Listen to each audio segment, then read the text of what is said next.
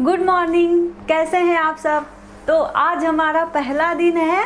आज हम क्या करने वाले हैं, शुभारंभ करने वाले हैं किसका, बिहार पॉलिटेक्निक एंट्रेंस एग्जाम में आने वाले मोस्ट इम्पॉर्टेंट क्वेश्चन का हम लोग सीरीज लेके चल रहे हैं। तो आइए, केमिस्ट्री हम लोग पढ़ते हैं 1 बाय 1 करके।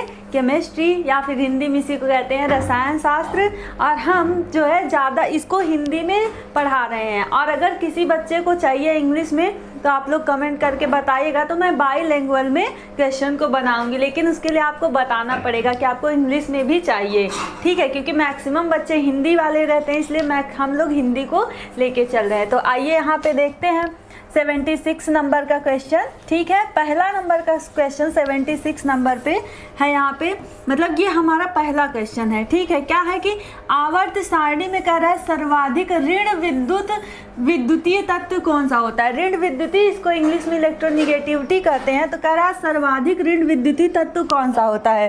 तो आप लोगों को एक चीज़ पता है, आवर्त सारणी पीरियोडिक टेबल क्या होता है वो सबको पता होगा। नहीं पता होगा तो जाइएगा मार्केट में, जो बुक की शॉप होगी ना, वहाँ से बोलिएगा हमको पीरियोडिक टेबल चाहिए। 10 या 5 रुपए की मिलती है, ला के जहाँ पढ़ते हैं ना वहीं पे उसको चिपका लीजिएगा, ठीक है। फिर आपको उसमें देखिएगा कि क्या क्या एलिमेंट्स है, वही आपका पीरियोडिक टेबल होता है, या तो आपके बुक में भी बना होगा, तो वहाँ से भी आप देख सकते हैं। नहीं तो फ़ोन तो सबके पास है, आप फ़ोन उठा के गूगल सर्च करिएगा पीरियोडिक टेबल, वहाँ से देख लीजिएगा। तो वहाँ पे पी ब्लॉक में जब जाएंगे ना तो वहाँ पे फ्लोरीन होता है। कौन सा होता है, फ्लोरीन होता है। ये फ्लोरीन जो होता है इसको किससे लिखते हैं, एफ से लिखते हैं फ्लोरीन को।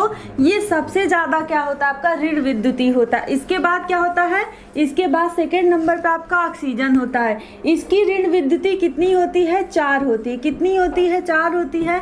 इसकी कितनी होती है, 3.5। कितनी होती है, 3.5। तो सबसे ज़्यादा ऋण विद्युतीय आपका कौन सा होता है, सबसे ज़्यादा ऋण विद्युतीय फ्लोरीन होता है। याद रखना, बहुत इंपॉर्टेंट है। और सेकंड नंबर पे आपका क्या आता है, ऑक्सीजन आता है। इसका कितना होता है, 3.5 होता है। तो देखिए कहीं ऑप्शन में आपको फ्लोरीन दिख रहा है, ये फ्लोरीन दिख रहा है। तो देखिए पहला नंबर ऑक्सीजन है, तो ऑक्सीजन का कितना होता है, 3.5, फ्लोरीन से कम होता है। और उसके बाद फिर क्या है, यहाँ सेकंड नंबर पे आपका मिल गया फ्लोरीन। तो मतलब कि आपका राइट आंसर कौन सा है, ये आपका सही आंसर नहीं है, क्योंकि ऑक्सीजन क्या है, सबसे ज़्यादा फ्लोरीन है, उसके बाद ऑक्सीजन है। तो सही आंसर क्या हो गया आपका, फ्लोरीन। फ्लोरीन का कितना होता है, इसका 3 होता है। कितना होता है, 3 होता है। फिर आपका नाइट्रोजन, नाइट्रोजन का भी कितना होता है, 3 ही होता है। तो क्लोरीन और नाइट्रोजन का 3 होता है, फ्लोरीन का कितना होता है, फ्लोरीन यहाँ से देख लीजिए, फ्लोरीन जो है इसका कितना होता है, इसका 4 होता है। तो आपका क्या हो गया, 4 होता है। तो सबसे ज़्यादा ऋण विद्युतीय फ्लोरीन का होता है। समझ में आया ना ये वाला क्वेश्चन। तो इस तरह से हम ऋण विद्युतीय का ऑर्डर देखते हैं, ठीक। आइए अब अगले क्वेश्चन पे चलते हैं।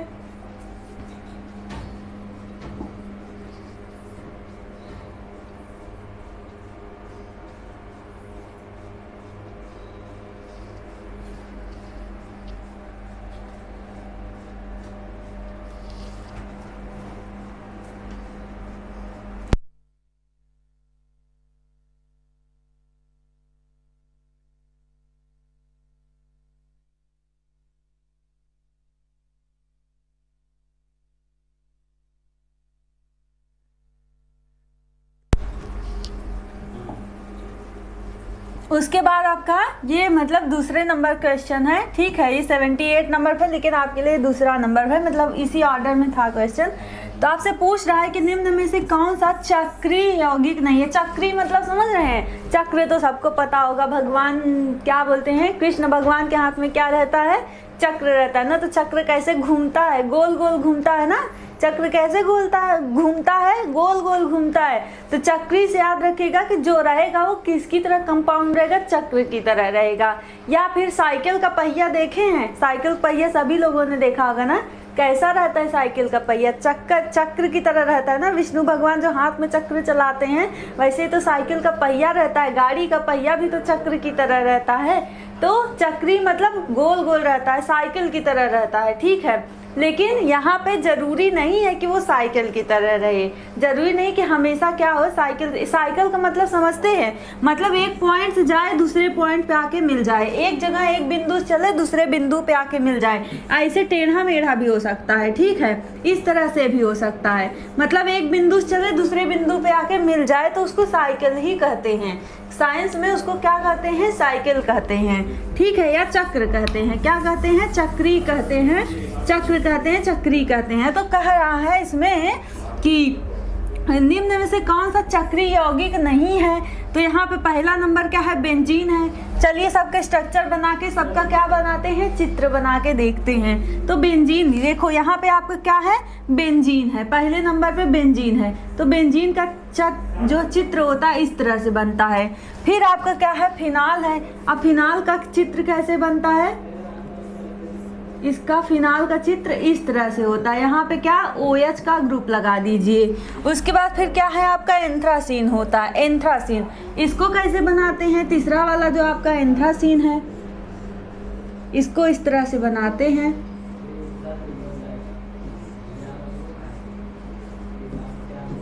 ये आपका एंथ्रासीन है। ये आपका क्या है, फिनाल बेंजीन है। क्या है, बेंजीन है।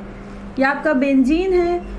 स्ट्रक्चर अपनी कॉपी में लिख लीजिएगा, स्ट्रक्चर लिख लेना अपनी कॉपी में, बहुत इंपॉर्टेंट है। स्ट्रक्चर जानते रहेंगे तो एग्जाम में आएगा तो आराम से कर लेंगे, ठीक है। और इसको ये बदलता नहीं है, फिर ये बेंजीन हमेशा बेंजीन का चित्र इसी तरह से बनेगा, फिनाल का जो चित्र होता है उसी तरह से बनेगा। और एंथ्रासीन हमेशा ऐसे ही रहता है, ये बदलेगा नहीं, ठीक है। तो ये आपका क्या है, फिनाल है।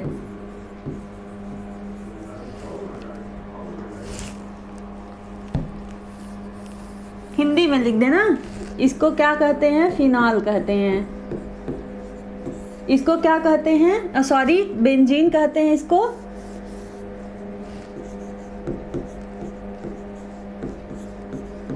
इसको कहते हैं फिनाल। और ये आपका क्या है, एंथ्रासीन। इसको क्या कहते हैं, एंथ्रासीन, ठीक है, एंथ्रासीन का चित्र है। और उसके बाद है आपका नियो, क्या है, नियोपेंटेन। अब नियोपेंटेन का चित्र कैसे बनेगा, नियोपेंटेन का देखो, पेंटेन मतलब समझ में आया, पेंटेन मतलब 5 कार्बन, जो बनेगा वो 5 कार्बन का है। एन मतलब समझ में आया, एन का मतलब होता है ओपन साइक्लिक है। क्या है, चेन आपका ओपन है, ठीक है। पेंटेन है, एल्केन के ग्रुप से आता है वो। तो इसका नियोपेंटेन का कैसे बनता है, इसका देखिए इस तरह से इसका बनता है नियोपेंटेन का। कैसे, 5 कार्बन का है तो 5 कार्बन का आपको बनाना है और नियो है, ठीक है।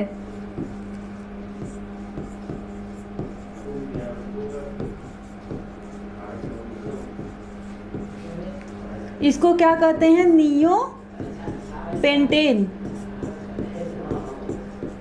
इसको नियोपेंटेन कहते हैं। अब देख के आप बताइए कि कौन सा क्या है, चक्रीय नहीं है। अब देख के समझ में आया, आप तो समझ में आएगा ना कि कौन सा चक्रीय नहीं है। तो देखो इसमें भी चक्र की तरह दिख रहा है, ये भी चक्र है, साइकिल की तरह है, मतलब गोल गोल है, ठीक है। इसमें थ्री रिंग है, 3 क्या है, 3 वलय है इसमें। फिर ये आपका क्या आ गया, नियोपेंटेन। नियोपेंटेन जो है ये क्या है, ये चक्र की तरह नहीं है ना, तो आपका सही उत्तर यही हो जाएगा, आपका सही आंसर यही हो जाएगा, नियोपेंटेन। क्या है, नियोपेंटेन है। ये क्या है, चक्रीय यौगिकरण नहीं है, तो यही नहीं है, तो जो नहीं है वही तो सही आंसर हो जाएगा। बाकी ये आपका ये सब के सब क्या है, चक्रीय यौगिक है। अगला क्वेश्चन देखते हैं हम लोग।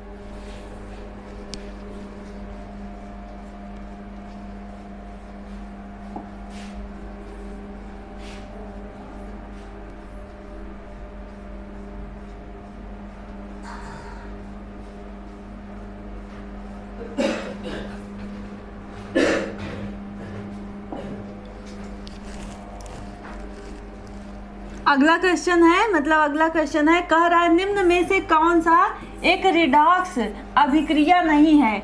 रिडॉक्स अभिक्रिया का मतलब क्या होता है कि इसमें क्या हो, ऑक्सीडेशन और रिडक्शन क्या हो, एक साथ हो। क्या हो, ऑक्सीडेशन और रिडक्शन एक साथ हो, उसको क्या कहते हैं, रिडॉक्स रिएक्शन। री का मतलब रिडक्शन, ऑक्सीडेशन, रिडॉक्स है ना, ओ का मतलब ऑक्सीडेशन, मतलब क्या हो, जिसमें एक साथ हो, उसी को रिडॉक्स रिएक्शन कहते हैं। तो चलो देखते हैं किसमें रिडॉक्स रिएक्शन हो रहा है, किसमें नहीं हो रहा है। तो पहले देखो ये क्या है, इसको कॉपर का ऑक्साइड बोलते हैं, ठीक है। यहाँ से ये इस तरह से है, ये कॉपर का ऑक्साइड है, प्लस क्या है आपका हाइड्रोजन है। देखो ये कॉपर जब इधर गया, मतलब जब इसका, अब यहाँ पे देखेंगे तो कॉपर कितना, ऑक्सीजन का कितना होता है, -2 होता है, और ये कॉपर का कितना हो जाएगा, +2। मतलब ये कॉपर ऑक्सीजन क्या है, माइनस, मतलब कॉपर से ऑक्सीजन 2 इलेक्ट्रॉन ले रहा है तो -2 हो जा रहा है, ये 2 दे रहा है तो क्या हो जा रहा है, +2 हो जा रहा है, ठीक है। और हाइड्रोजन अकेले है, जो अकेले रहता है उसका हमेशा याद रख लो, जो अकेले होता है कितने में होता है, इसको 0 ऑक्सीडेशन स्टेट होता है। क्या होता है, 0। यहाँ पे क्या है, अब देखो ये कॉपर भी अकेले है तो क्या हो गया, इसका 0 हो गया। यहाँ हाइड्रोजन क्या है, यहाँ H2O होगा, ठीक है, यहाँ पे H2O है, तो यहाँ पे हाइड्रोजन का कितना हो जाएगा, +1 हो जाएगा, और ऑक्सीजन का कितना हो जाएगा, -2। ऑक्सीजन का हमेशा कितना होता है, -2 ही होता है, ठीक है, कितना होता है, -2 होता है। तो देखो यहाँ से क्या हो रहा है, +2 से 0 हो जा रहा है, +2 से 0 हो जा रहा है, और यहाँ पे क्या हो जा रहा है, 0 से क्या हो जा रहा है, 1 मिनट, यहाँ पे 0 से +1 हो जा रहा है, हाँ सही है। तो यहाँ 0 से +1 हो जा रहा है, मतलब कि देखो जिसका प्लस में होता है, जिसका क्या होता है, घटता है, +1, मतलब 0 से +1 हो रहा है, मतलब ये ऐड नहीं हो रहा है, इसका मतलब ये है कि इलेक्ट्रॉन एक इलेक्ट्रॉन दे रहा है, ठीक है, एक इलेक्ट्रॉन दे रहा है। तो ये क्या हो गया, ये आपका क्या हो गया, इसमें क्या हो रहा है, ऑक्सीडेशन हो रहा है। और ये कॉपर +2 से क्या हो जा रहा है, 0 हो जा रहा है, +2 मतलब 2 इलेक्ट्रॉन दे रहा है, 0 हो जा रहा है, मतलब 0 की मतलब ना तो कोई इलेक्ट्रॉन दिया है ना कोई इलेक्ट्रॉन दिया है, लेकिन हाँ यहाँ 2 इलेक्ट्रॉन दिया होगा तभी तो यहाँ पे क्या है, कॉपर में आया है, +2 से Cu में आया है, तो यहाँ पे क्या हो जा रहा है, रिडक्शन हो जा रहा है, रिडक्शन हो जा रहा है, ठीक है। इसको एक ट्रिक से याद कर सकते हैं, एक ट्रिक से याद कर सकते हैं, लियो और क्या, जर, लियो जर, ठीक है, एक ट्रिक है, ये बहुत बच्चे कंफ्यूज रहते हैं, उनके लिए एक ट्रिक है। इसमें क्या है कि अगर कह रहा है लॉस ऑफ, क्या कर रहा है, इलेक्ट्रॉन, लॉस, अगर इलेक्ट्रॉन का क्या हो, लॉस हो, इलेक्ट्रॉन निकल जाए, लॉस हो जाए, निकल जाए, तो उसको क्या कहते हैं, लॉस ऑफ इलेक्ट्रॉन, LE है, LEO, लॉस ऑफ इलेक्ट्रॉन, एक मिनट,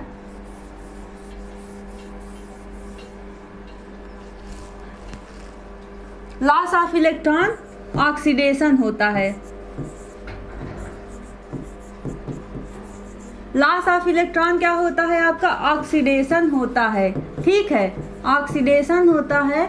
और गेन ऑफ इलेक्ट्रॉन, ये जर का मतलब है कि गेन ऑफ, अगर इलेक्ट्रॉन ले तो उसको क्या कहते हैं, गेन ऑफ इलेक्ट्रॉन को क्या कहते हैं, मतलब इलेक्ट्रॉन को ले तो उसी को क्या कहते हैं, रिडक्शन कहते हैं, ठीक है, इसे क्या कहते हैं, रिडक्शन कहते हैं। समझ में, अपचय और उपापचय, ठीक है, एक को अपचय कहते हैं, एक को क्या कहते हैं, उपापचय। तो इस तरह से हो गया है, ये आप ट्रिक है, इसको याद रख लेना, ठीक। उसके बाद हमारा अगला क्वेश्चन है, अगला है, कह रहा है STP पर 16 जो है 16 यहाँ पे ग्राम होना चाहिए, 16 ग्राम ऑक्सीजन का आयतन कितना होगा, ठीक है, कह रहा है STP पे 16 ग्राम ऑक्सीजन का आयतन कितना होगा। तो यहाँ पे आपको इसका आंसर बताना है। तो आयतन निकालने के लिए हम सबसे पहले क्या करेंगे, हमें 1 मोल ऑक्सीजन का क्या निकालना पड़ेगा, STP पे जो है निकालना पड़ेगा, कितना है, देखो यहाँ पे पहले निकालते हैं वेट अपॉन मॉलिक्यूलर वेट, क्या मोल निकालना पड़ेगा, मोल क्या होता है, वेट अपॉन क्या मतलब कि किसी का अणुभार, यहाँ पे लिखिए मोल मतलब अणुभार,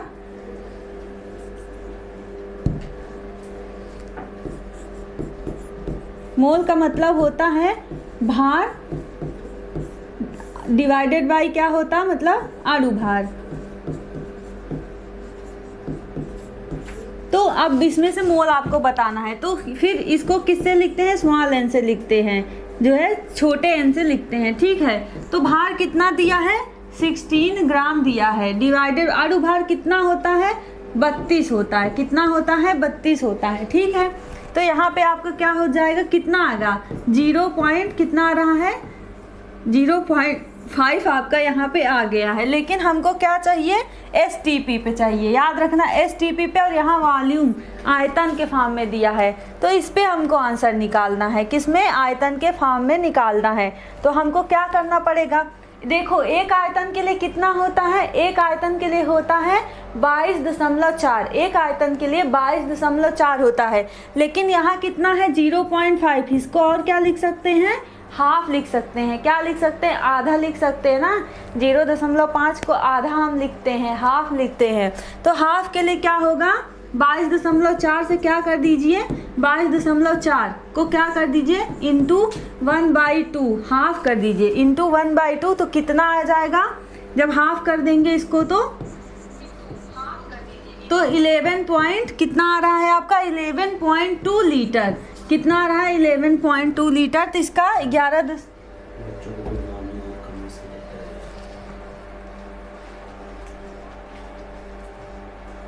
ठीक है, गुड मॉर्निंग सभी लोगों को। ठीक, तो नाम लिखना है,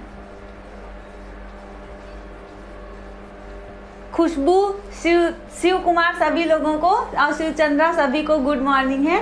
तो समझ में आ रहा है ना आप लोगों को ये पॉइंट। तो इस तरह से क्या करते हैं, इसी तरह से निकालते हैं। तो यहाँ पे कितना आ गया आपका, 11.2 लीटर, मतलब 11.2 लीटर इसका क्या हो गया है, सही उत्तर हो गया, सही आंसर हो गया है। क्योंकि हमको देखो 0.5 आधे के लिए निकालना है, हाफ के लिए निकालना है, तो आपका कितना आ जाएगा यहाँ पे, 11.2 लीटर हो जाएगा। तो आपका सही उत्तर यही है, 11.2, 11.2 हो जाएगा। ठीक है, आइए अब अगला क्वेश्चन देखते हैं।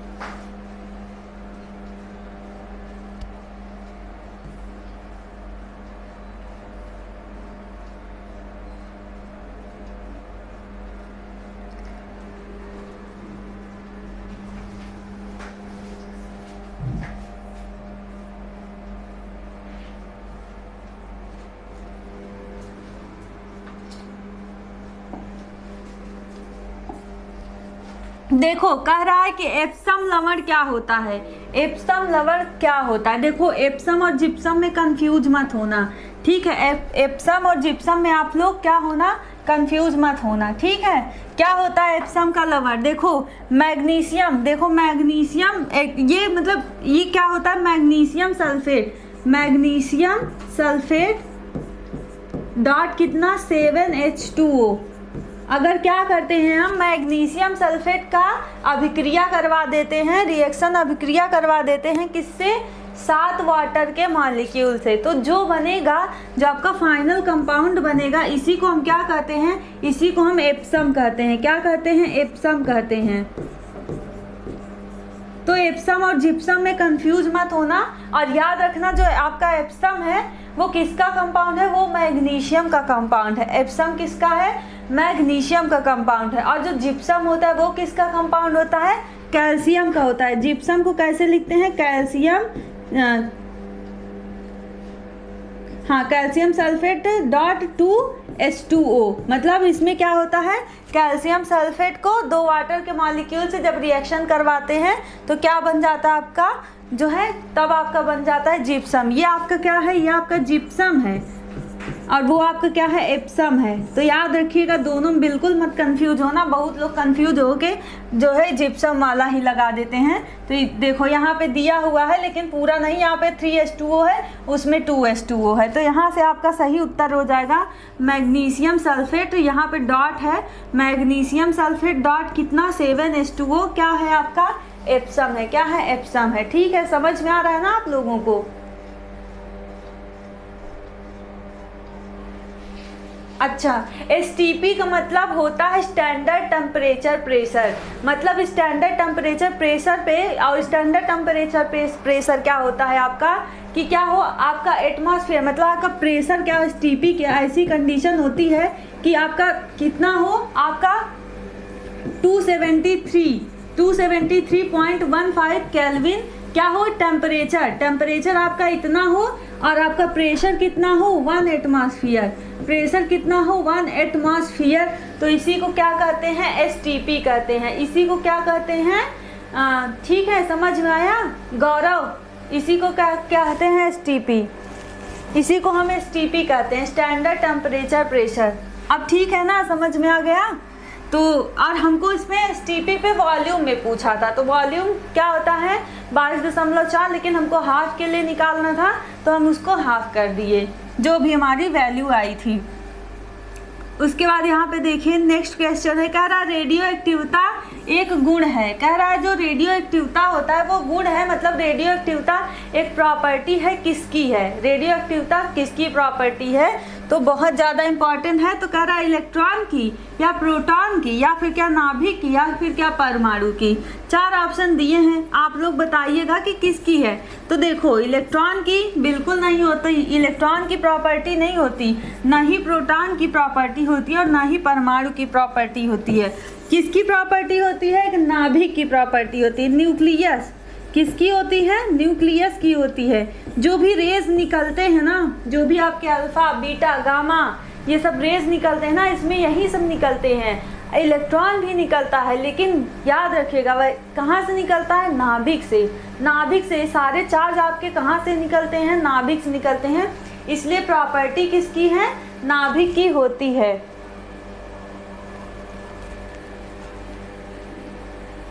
22.4 लीटर क्या होता है, 22.4 लीटर नहीं समझ में आ रहा। 1 लीटर पता है, 1 लीटर पता है। दूध लेने जाते हो दुकान पे, गौरव जी आप दूध लेने जाते हैं मार्केट में तो क्या कहते हैं, मतलब दूध वाले के यहाँ 1 लीटर दूध दे दीजिए, 2 लीटर दूध दे दीजिए, यही तो कहते होंगे, या कहते हैं 1 किलो दूध दे दीजिए, क्या बोलते हैं, तो यही तो कहते होंगे ना। तो यही लीटर होता है। जब भी हम लिक्विड चीज़ को हम किस में नापते हैं, मतलब जो तरल होता है ना, तरल होते हैं, जैसे पानी हमारा क्या है, तरल है। तो जो भी तरल चीज़ें होती हैं, तरल वस्तुएं होती हैं, उनको हम किससे मापते हैं, उसका मापन हम किस में करते हैं, लीटर में करते हैं। तो वही 22.4 क्या है, लीटर है। अब समझ में आया, 22.4 क्या है, लीटर है। मापन की पद्धति है, एक तरल चीज़ को हम इसमें मापते हैं। ठीक है, अब क्लियर हो गया आपका।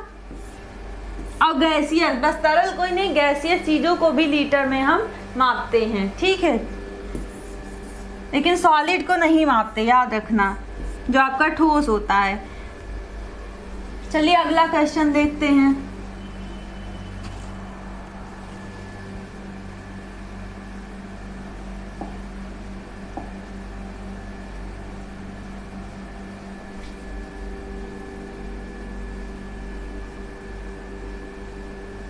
अगला क्वेश्चन है, यहाँ से देख लीजिए। क्वेश्चन है, कह रहा है कैंसर के उपचार में प्रयुक्त समस्थानिक, मतलब कौन सा ऐसा समस्थानिक है, आइसोटोप्स इसको इंग्लिश में कहते हैं और हिंदी में क्या कहते हैं, समस्थानिक। तो कह रहा है कैंसर के उपचार में कौन से समस्थानिक को हम क्या करते हैं, प्रयुक्त करते हैं, यूज करते हैं, मतलब कौन से समस्थानिक को कैंसर के उपचार में हम यूज करते हैं। ठीक है, तो यहाँ पे आपको ऑप्शन दिया गया है, यहाँ पे आपको ऑप्शन दिया गया, देखो यूरेनियम दिया गया है, कोबाल्ट दिया गया है, लेड दिया गया है और क्या, पोलोनियम दिया गया है। यूरेनियम, कोबाल्ट, लेड और पोलोनियम। तो इसका सही उत्तर क्या होगा, इसका सही उत्तर है, ठीक है। अब ठीक है ना गौरव, और कोई किसी को कोई कंफ्यूजन हो, छोटा बड़ा कोई भी कंफ्यूजन हो, आप लोग पूछ लीजिए, आपके एक एक क्वेश्चन का आंसर मिलेगा। ठीक है, और बाद में भी कभी आप फ्यूचर में वीडियो देखते रहिए तो ये मत सोचिए कि हम नहीं पूछेंगे, आप जरूर कमेंट करिएगा, एक एक डाउट आपका क्लियर होगा। ठीक है, सब कुछ पूछिए, लेकिन मन में कोई एकदम डाउट रख के नहीं रखना है, क्योंकि आप जो हो सकता है डाउट रखें ना, वही कल को आपका क्वेश्चन बन के आ जाए। यहाँ पे डाउट है तो एग्जाम में भी डाउट रहेगा, इसलिए डाउट को क्या करना है, एकदम क्लियर करना है, ताकि हमको कहीं से भूलना नहीं है, कंफ्यूजन नहीं रखना है, क्योंकि हमको एग्जाम में क्या करना है, हमको टॉप रैंकर्स में आना है। और टॉप रैंकर्स में आने के लिए हमको एक एक कॉन्सेप्ट, एक एक चीज़ को क्या करना है, अच्छे से अपने दिमाग में क्या करना है, बैठा के रखना है। ठीक है, समझ में आया ना। और इस वीडियो क्या करना है, अगर आपको अच्छा लग रहा है यहाँ पे पढ़ना इस प्लेटफॉर्म पे, तो क्या करिएगा, इस चैनल को, यूनिटेक चैनल को सब्सक्राइब करना है। मैं इसलिए कह रही हूँ सब्सक्राइब करने के लिए कि हम लोग जब पढ़ाते रहेंगे तो आपको क्या मिलेगा, आपको तुरंत नोटिफिकेशन आ जाएगा। हम लोग जब पढ़ाते रहेंगे नोटिफिकेशन आ जाएगा तो आप तुरंत आके यहाँ पे पढ़ने लगेगा, या कभी फ्यूचर में आपको पढ़ने का मन करे हम लोग वीडियो डालते रहेंगे तो आप लोग देख के पढ़ सकते हैं ना। इसलिए चैनल को सब्सक्राइब जरूर कर लीजिएगा और बेल आइकन को प्रेस कर लीजिए ताकि आपको नोटिफिकेशन टाइम टू टाइम जब भी हम लोग पढ़ाएं मिलता रहे, ठीक है ना। तो आइए देखते हैं नेक्स्ट क्वेश्चन क्या है आपका। हाँ, तो यहाँ पे हो गया, तो इसका सही उत्तर क्या हो जाएगा, कोबाल्ट। इसका जो आपका कैंसर के उपचार में समस्थानिक का इस्तेमाल होता है, समस्थानिक का क्या होता है, प्रयुक्त किया जाता है, वो क्या होता है आपका, वो है आपका कोबाल्ट। हिंदी में देख लीजिए, हिंदी में भी देख लीजिए, इसको क्या कहते हैं, इसको कहते हैं कोबाल्ट। बहुत इंपॉर्टेंट है, हर एग्जाम में पूछा जाता है, लगभग सभी एग्जाम में पूछा जाता है, ये बहुत मतलब पूछा जाने वाला क्वेश्चन है कोबाल्ट। उसके बाद है आपका क्या कह रहा है, आयतन के ऑक्साइड का मूलानुपाती सूत्र होगा, जिसमें क्या है आयतन 69 पॉइंट इतना क्या बोलते हैं, यहाँ पे आयतन नहीं होगा, यहाँ पे आयरन है, क्या है, Fe है, आयरन है, इसको क्या कहते हैं, आयरन कहते हैं, आयरन, ठीक है। यहाँ पे आयतन नहीं है, आयरन है। जानते नहीं आयरन क्या होता है, लोहे की कढ़ाई किससे बनी होती है, आयरन से बनी होती है। लेकिन आजकल की जो लोहे की कढ़ाई आती है उसमें तो बहुत कुछ क्या रहता है, मिलावट। अब तो हर चीज़ में मिलावट है, तो कढ़ाई को कैसे छोड़ देंगे, उसमें भी तो मिलावट करेंगे ना। तो हर चीज़ में आजकल मिलावट है, ठीक है। तो लेकिन ज़्यादातर उसमें क्या परसेंटेज रहता है, इसी का रहता है, आयरन का रहता है, ठीक है, आयरन का ज़्यादा परसेंटेज रहता है। तो ठीक है, देखते हैं यहाँ पे हम लोग जो है अगला क्वेश्चन हमारा, तो कह रहा है आयरन के ऑक्साइड का मूलानुपाती सूत्र, जिसमें कह रहा है आयतन इतना दिया है, ये कितना दिया है, आयरन, सॉरी यहाँ फिर आयरन है, आयतन लिख दिया गया है, टाइप मिस्टेक, आयरन है, कह रहा है इतना 69.9% है, और कितना है 30.1% है। इसका मतलब इसका आपसे क्या पूछा है, भार पूछा है, भार बताइए कितना है, तो इसको सॉल्व करना पड़ेगा। देखिए इसका भार कितना होगा, तो इसका भार हमें निकालना है। तो भार कैसे निकालेंगे, देखो एक एक का हम निकालते हैं। पहले हम इसका निकाल लेते हैं, किसका, इसका निकाल लेते हैं, हमें दोनों का निकालना पड़ेगा। तो इसका कितना है 69.3 है, ठीक है। तो इसको क्या लिखना है, वेट अपॉन मतलब कि मोल निकालना पड़ेगा इसका। तो कितना होता है, इसका सिंपल रेशियो निकालना है, तो कितना है 69.9 मतलब कि 69.9 को क्या करना है, अणुभार, अणुभार कितना है, परसेंटेज, हम जो परसेंटेज दिया गया है उसको ले लिए हैं, और उसको क्या करना है, आयरन के अणुभार से क्या करना है, हमको क्या करना है, डिवाइड कर देना है। तो डिवाइड करने के बाद कितना आएगा, यहाँ पे आपका 56 हो जाता है। तो डिवाइड करने पे कितना आता है 56 से, तो आपके यहाँ पे आ जाएगा 1.2, लगभग 1.25 या 24 करके आएगा, 25 हम मान के चलते हैं इसके केस में, पहले वाले केस में, ठीक है, इस केस में, ठीक। और दूसरे वाले केस में हमको निकालना है, इस वाले केस में निकालना है, सेम टू सेम यही करना है हमको। तो क्या करना है हमको, देखो 30 है, 30.1 को क्या करना है, अणुभार से आयरन के क्या करना है, डिवाइड कर देना है। तो यहाँ पे कितना आ जाएगा आपका,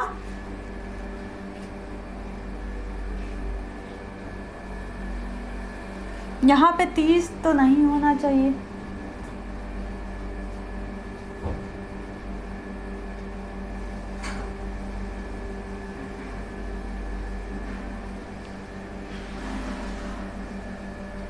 इस क्वेश्चन में थोड़ा सा डाउट है, इसको हम बाद में बताएंगे आपको नेक्स्ट डेज, ठीक है, क्योंकि इसमें थोड़ा डेटा मिसिंग है, तो हम इसको बाद में बताएंगे आपको।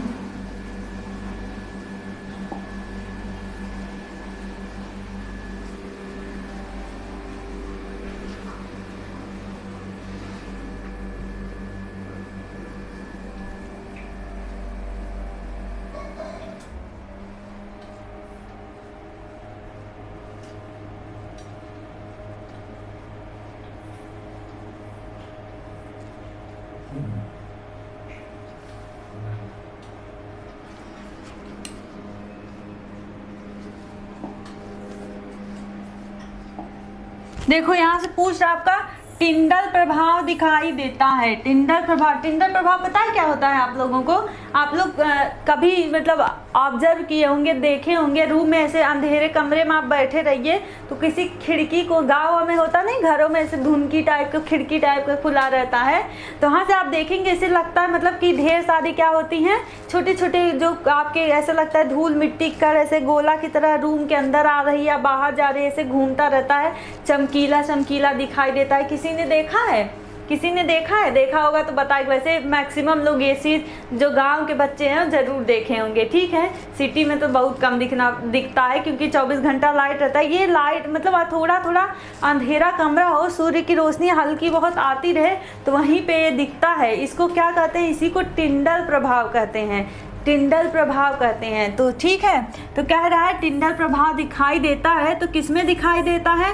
वास्तविक विलयन में नहीं, वास्तविक विलयन में नहीं दिखाई देता ना। कोलाइडल विलयन में हाँ बिल्कुल, वो जो रहता है ना वो कोलाइडल विलयन रहता है। वो क्या रहता है? वो कोलाइडल विलयन रहता है। उसमें क्या रहता है? मतलब उसमें क्या रहता है?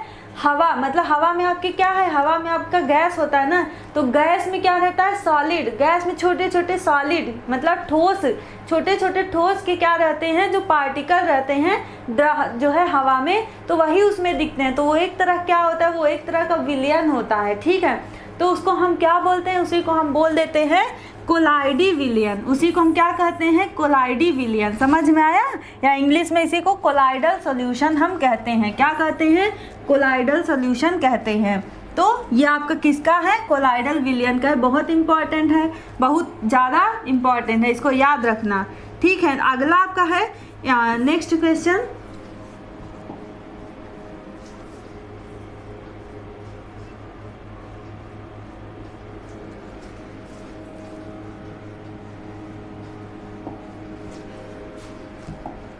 यहाँ पे आपसे पूछ रहा है, कह रहा है कि 10 ग्राम, देखो यहाँ पे 10.0 का मतलब क्या है?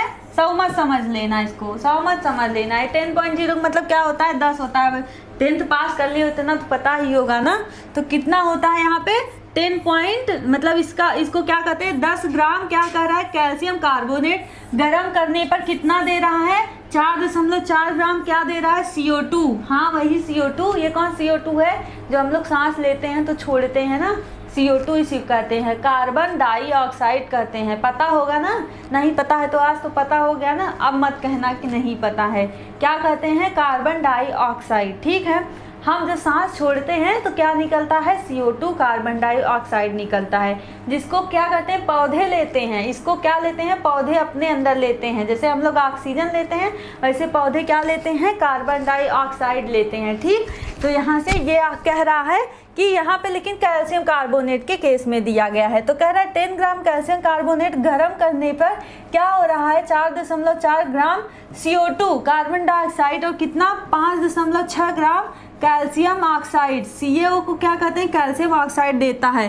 कह रहा है उपयुक्त प्रेक्षण सहमत है, मतलब ये सब कुछ नियम दिए गए हैं, कुछ नियम दिए गए हैं। कह रहा है किस नियम पे? कह रहा है किस नियम पे? ये मतलब ये जो दिया गया है किस नियम पे आधारित है, तो आपको बताना है किस नियम पे आधारित है। तो देखो इसके लिए सबसे पहले ये देखो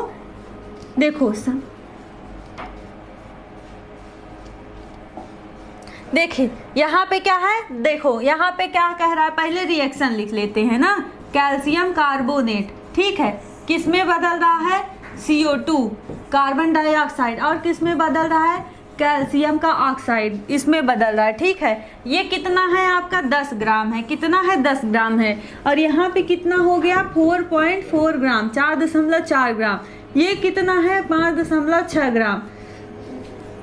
थोड़ा जोड़ के देखिए, इधर 10 ग्राम है और इधर कितना है? टोटल देखिए, इधर जोड़ के बताइए, इधर भी कितना है? इधर भी आपका, दोनों को जब हम जोड़ देंगे प्लस कर देंगे तो कितना हो रहा है? 10 ग्राम हो रहा है ना। मतलब इधर का और इधर का ग्राम क्या हो रहा है? दोनों तरह का ग्राम क्या हो रहा है? बराबर हो रहा है। जब ग्राम मतलब दोनों तरह का मास बराबर हो तो किस पे होगा? कौन सा कंजर्वेशन, कौन सा नियम यहाँ पे लग रहा है? द्रव्यमान, क्या है? द्रव्यमान, क्या यहाँ पे दिया गया होगा? द्रव्यमान संरक्षण का नियम। द्रव्यमान संरक्षण का नियम मतलब इधर का, मतलब इसको क्या कहते हैं? उत्पाद और जो है प्रोडक्ट, और इधर क्या कहते हैं? रिएक्टेंट। तो इन दोनों का क्या है? द्रव्यमान बराबर है, मास बराबर है, तो इसको ये किस पे है? द्रव्यमान संरक्षण के नियम पे है। किस पे है? द्रव्यमान संरक्षण के नियम पर है। समझ में आया? किस पे? याद रखना, द्रव्यमान संरक्षण के नियम पर लागू होता है। ठीक, समझ में आ गया ना आप लोगों को? अब नेक्स्ट क्वेश्चन पे चलते हैं। ठीक है, अगला क्वेश्चन,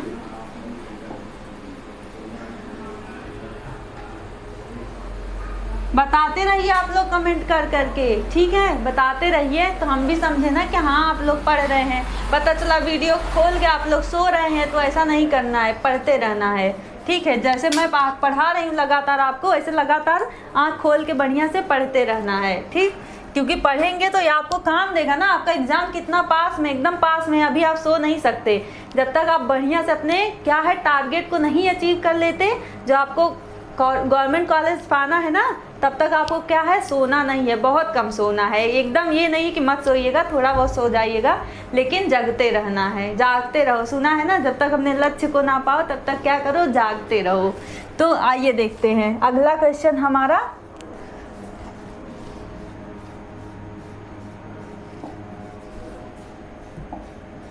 यहाँ से है, कह रहा है निम्न में से कौन सा क्या है यौगिक है। यौगिक है तो यहाँ से देखिए कौन सा आयनिक यौगिक है। कौन सा यहाँ पे होना चाहिए? आयनिक यौगिक है। इसमें था कौन सा? आयनिक यौगिक है, क्योंकि सारे के सब यहाँ सबके सब ये जितने दिए सब के सब यौगिक हैं।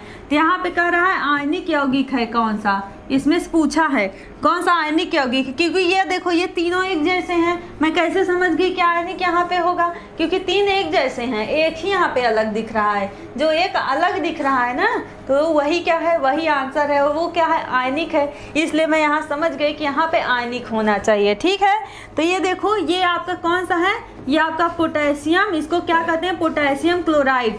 यहाँ पे ये क्या है, इस पे चार्ज होता है क्या, K+Cl-, इसको क्या कहते हैं, इसी को आयनिक कंपाउंड कहते हैं। बाकी ये तीन के तीनों आपके क्या है, इसमें क्या होता है, ये कोवैलेंट इसको कहते हैं। क्या बोलते हैं? Covalent compound. मतलब कि सहसंयोजी बंध इसमें होता है, आपस में सहसंयोजी बंध से बनते हैं, तो इसको सहसंयोजी बंध इसमें पाया जाता है। तो बाकी आपका आयनिक बंध किसमें है? आयनिक बंध से बनने वाला यौगिक आपका एक ही है, KCl है। तो आपका सही उत्तर क्या हो जाएगा? आपका सही उत्तर हो जाएगा। ठीक है, वेलकम है अंकित कुमार। ठीक है, सभी लोग का वेलकम है। सर ब्राइटनेस ज़्यादा है थोड़ा, ब्राइटनेस देखो अभी आज देख लीजिए, उसके बाद ब्राइटनेस हम क्या करवा देंगे, कम करवा देंगे। क्योंकि जो मतलब टेक्निकल जो ब्राइटनेस करते हैं वो अभी है नहीं, तो हम ब्राइटनेस नेक्स्ट टाइम से क्या करवा देंगे, कम करवा देंगे। ठीक है, कोई दिक्कत हो आप लोग बताते रहिएगा। तो यहाँ से हो जाएगा KCl, फिर आपका KCl हो जाएगा। समझ में आया? ये क्या है आपका आयनिक है। बाकी सब में कौन सा है, सहसंयोजी बंध है।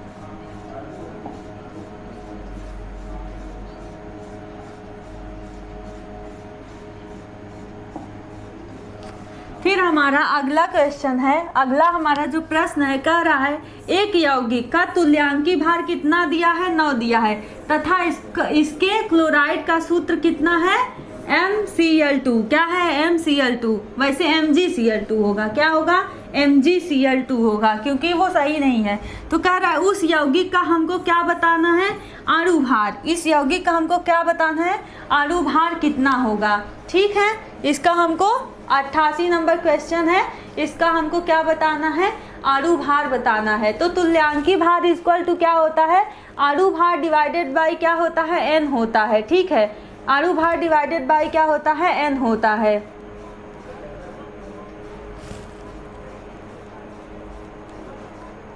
एक मिनट, क्वेश्चन में कहीं कुछ गड़बड़ है। तुल्यांकी भार यहाँ पे क्या होता है आपका, तुल्यांकी भार इक्वल टू क्या होता है, तुल्यांकी भार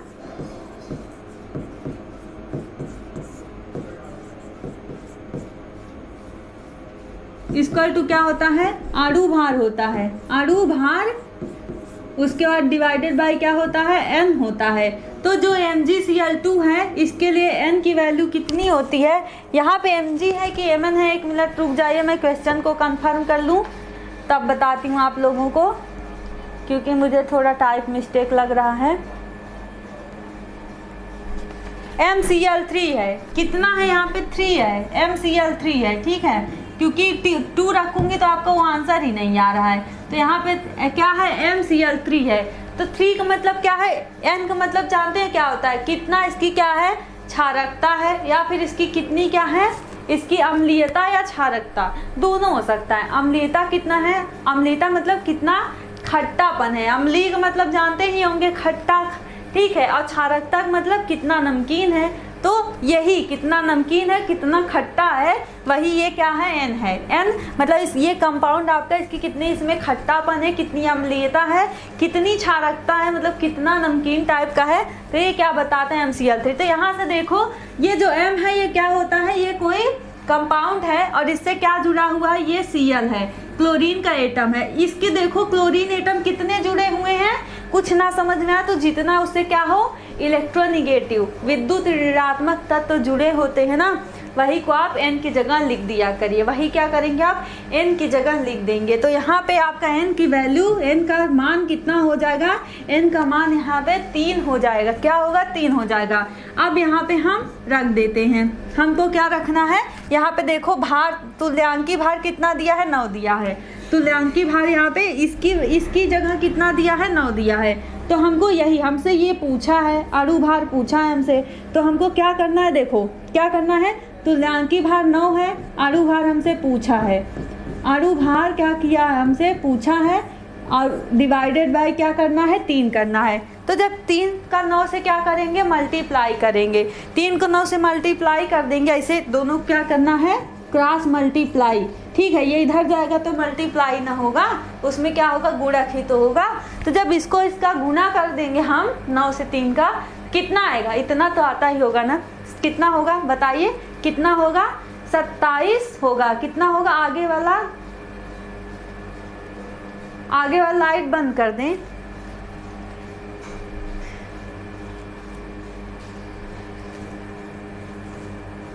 थोड़ा बहुत भी नहीं दिखाई दे रहा है आप लोग को,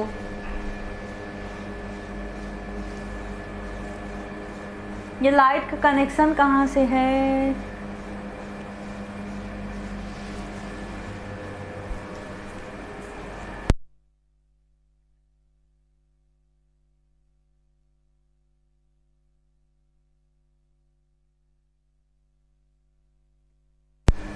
बुला रहे हैं, आ रहे हैं, आप लोग का काम हो जा रहा है, मतलब आपकी जो प्रॉब्लम है, दिक्कत है, उसको क्या